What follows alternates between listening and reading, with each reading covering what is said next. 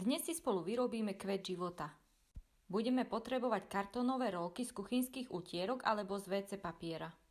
Ako vidíte na videu, nastriháme si ich. Ja mám šírku 1 cm. Pospájame si ich, aby nám tvorili obrazec kvetu života. A teraz si niečo povieme, čo znázorňuje. Kvet života sa nazýva aj symbol posvätnej geometrie. Väčšinou je znázorňovaný ako 19 alebo 7 prekrývajúcich sa kruhov. Vzor, ktorý tieto kruhy vytvárajú, znázorňuje perfektne symetrické kvety.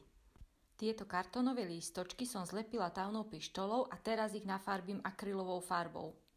Tento symbol sa doteraz používa v architektúre a z umelcov môžem napríklad spomenúť prácu Leonarda da Vinciho.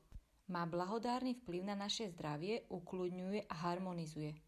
Odkaz kvetu života je naozaj úžasný a odhaľuje v sebe zázrak života samotného.